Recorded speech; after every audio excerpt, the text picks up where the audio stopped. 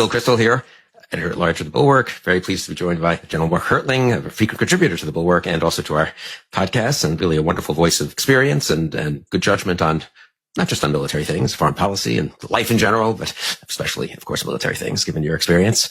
So thanks, Mark, for joining me this afternoon. It's a pleasure, Bill. Thanks. Interesting times we find ourselves in.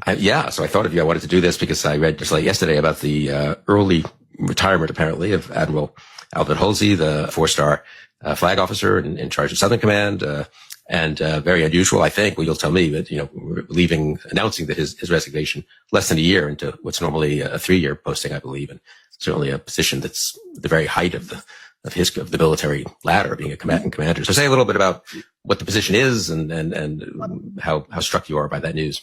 Yeah, well, I don't know Admiral Halsey. I've heard many good things about him from people that do know him. And obviously he's been promoted to 4 stars or been assigned as a 4-star slot. But he's one of the serving combatant commanders. And those are commanders, 4 stars, who are responsible for certain parts of the globe.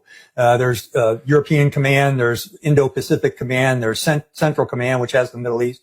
And Admiral Halsey is responsible for Southern Command, which is all of Latin and South America. Pretty big area of operation. It's one of the smaller and some might say more neglected combatant commands because there's not a whole lot of forces down there until recently. And we've seen, a lot of naval forces move into the area, indicators by the administration that they're putting more emphasis on Latin America and the South, especially Venezuela and some of the areas where drugs are produced and transferred from.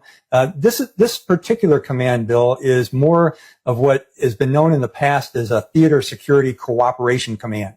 And what I mean by that is they work hand in glove with ambassadors to engage with other countries, to try and form stronger alliances and partnerships with the countries. So this is really an example of a terrific civil military command. Both military forces that are there in the various countries, relatively small amount, but a lot more dependence on the ambassadors and the embassy teams in those countries. And this is his first 4-star position.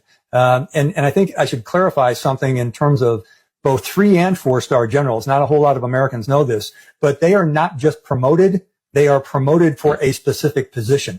So he was promoted to 4 stars. That is the position for the Southcom combatant commander. And if that doesn't make any sense, I can understand it. But, it's not as if he says, hey, I want to leave this command and there's no other 4-star position for him. So he doesn't go anywhere else. He either leaves or stays on board. And just to be clear, this I think also people don't quite understand. If I'm not mistaken, the combatant commanders are in the chain of authority, the line of authority of command, right below from the president to the SecDef to the combatant commanders, right? That's a Goldwater-Nichols thing, I think. It's not the chief of staff of the Army or whatever. He does other things with Title 10. We don't have to get, but I just talk to people.